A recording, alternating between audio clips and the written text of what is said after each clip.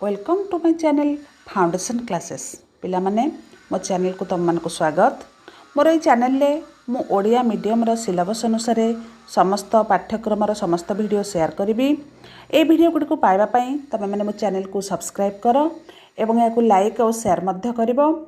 घरे रही भल भाव तुम मो ये चैनल माध्यम निज निजर बहिर पाठ सब बुझीपर तेणु मो चैनल को सब्सक्राइब करी नुआ नुआ वीडियो पाइब बोली मु आशा करुच्ची।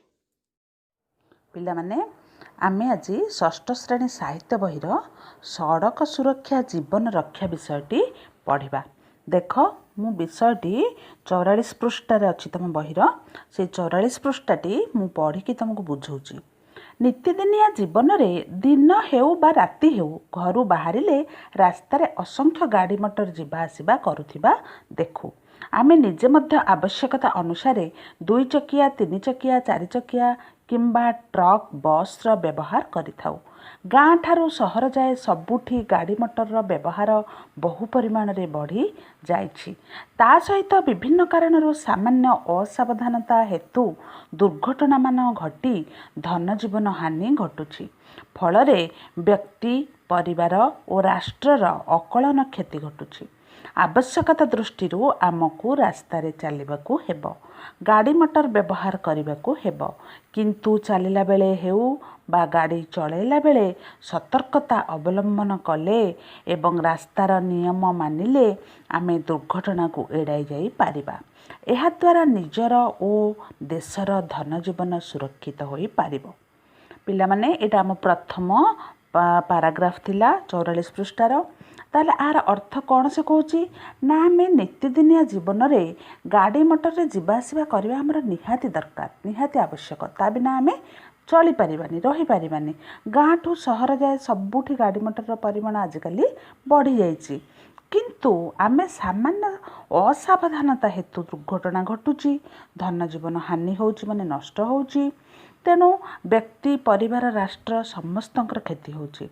तेणु आमे कौन करिबा ना आमको रास्तार चलवाकू हेले गाड़ी मटर व्यवहार करने अंत हेब, रास्तार चलवाकू भी हब, किंतु चलला बेले बा गाड़ी मटर चलैला बेले आमे सतर्कता अवलंबन करिबा, जहा फलरे आमको दुर्घटनारू आमे एड़ाई जाई पारिबा।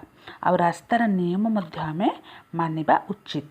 एहा द्वारा निजर आ देशर धन जीवन सुरक्षित होई रही पारिबो बोली आमको से प्रथम पाराग्राफ रे से आमको कहूची हैला। 44 पृष्ठार प्रथम पारा एर अर्थ एटा। एबे आम आसवा द्वितीय पारा को। साधारण भावे अल्प बयसर पिला माने पादरे चली चली जाती किंबा साइकल व्यवहार करती, कारण आम देशर आईन अनुसार 18 वर्षर कम बयसर पिलामानकु इंजिन चालित गाड़ी चलाइबार अधिकार मिल न थाए। किंतु पिला माने एकुटिया काहारी संगरे छोट बा बड़ गाड़ी रे जास करी थांती। आउ मध्य आजिर पिला कालीर नागरिक। तेणु आम देशर प्रचलित रास्ता नियम संपर्क में सेमाने अनेक कथा जानिबा आवश्यक। एथि सहित जीवा आसिबा बेले केतेक दिग प्रति ध्यान देई सतर्कता अवलंबन करबा मध्य उचित। द्वितीय पारे कौन कहला ना आजिकल अल्प बयसर पिला माने कौन करुचंती, साइकल व्यवहार करुचंती, पादरे चली चली मध्य जाउचंती, कारण आम देशर आईन अनुसार 18 वर्षर कम बयसर पिलांकु इंजिन चालित गाड़ी चलैबार अधिकार मिल न थाए। 18 वर्षर कम जदि जो पिला को से कौन करि परिबो, इंजिन चालित गाड़ी चलै परिबोनी, केवल साइकल चलै परिबो। किंतु पिला माने एकुटिया काहारी सांगरे छोट बा बड़ गाड़ी रे जा आस करथांती।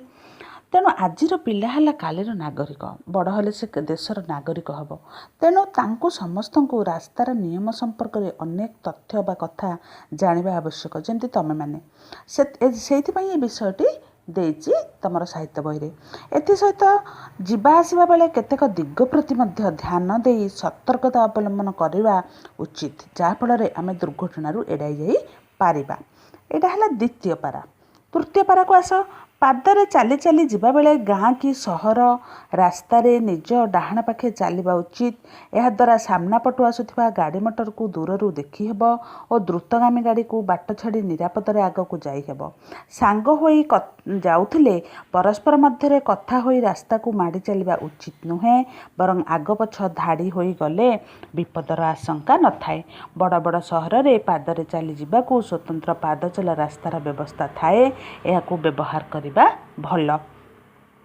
ଛକମାନଙ୍କରେ ରାସ୍ତା ପରିବର୍ତ୍ତନ କରିବାକୁ କିମ୍ବା ପାର ହେବାକୁ ଥିଲେ ସେଠାରେ ଜେବ୍ରା ପ୍ରାଣୀ ଦେହରେ ଥିବା ଧଳା ଦାଗ ଭଳି ବହୁତ ସ୍ଥାନକୁ ବ୍ୟବହାର କରିବା ଉଚିତ ଚିହ୍ନିତ ସ୍ଥାନକୁ ବ୍ୟବହାର କରିବା ଉଚିତ।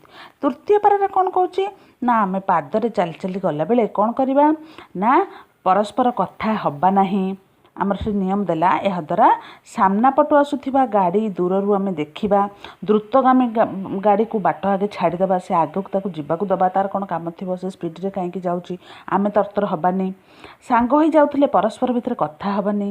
ଆଗ ପଛ ହେଇକିରି ଧାଡ଼ି ହେଇକିରି ଆମେ ଯିବା, ଏକାବେଳେ ମେଳ ହେଇଯିବାନି ହେଲା। ବଡ଼ ବଡ଼ ସହରରେ ପାଦରେ ଚାଲିକି ଯିବା ପାଇଁ ସ୍ୱତନ୍ତ୍ର ବ୍ୟବସ୍ଥା ଥାଏ। ଏହାକୁ ବ୍ୟବହାର କରିବା ବି ଭଲ। ଆମମାନଙ୍କ ସହରରେ ମଧ୍ୟ ଅଛି। ତମେ ଦେଖିଥିବ ରାସ୍ତାରେ ଜେବ୍ରା କ୍ରସିଂ ଗୋଟେ ଆସୁଛି, ସେଟା କହୁଛି ଜେବ୍ରା ଦେହରେ ଧଳା ଦାଗ ପଟି ଭଳିଆ ରାସ୍ତାରେ ଆସେ, ତା ଦେହରେ ପାଦ ଚଲା ପାର ହେବାକୁ ସେଇଟା ଅଛି। ରାସ୍ତାର ଏପଟକୁ ସେପଟକୁ ସେଇ ଦେହରେ ଯିବ ତମେ, ଫଳରେ ଗାଡ଼ି ଗୁଡ଼ିକ ତମକୁ ରହିବ, ରାସ୍ତା ଛାଡ଼ିଦେବ। ତେଣୁ ଆମେ ଯେତେବେଳେ ରାସ୍ତା ପାର ହେବା ତାକୁ ବ୍ୟବହାର କରି ସେଇଥିରେ ଯିବା। ଜେବ୍ରା କ୍ରସିଂରେ ରାସ୍ତା ପାର ହେଲେ ଭଲ। ଆଉ ଛକ ଜାଗା ମାନଙ୍କରେ ବିଭିନ୍ନ ଯେଉଁ ସବୁ ଆମର ସିମ୍ବଲ ମରା ହେଇଥାଏ ତାକୁ ମଧ୍ୟ ସବୁ ଆମେ ଅନୁକରଣ କଲେ ଆମେ ସଡ଼କ ଦୁର୍ଘଟଣାରୁ ଏଡ଼ାଇ ଯାଇପାରିବା। ତେଣୁ ପିଲାମାନେ ଏଇଟା ଆମର 44 ପୃଷ୍ଠାର ପାଠ। ତମେମାନେ ପାଠଟି ଶୁଣ ଭିଡ଼ିଓଟି ଏବଂ ବୁଝ।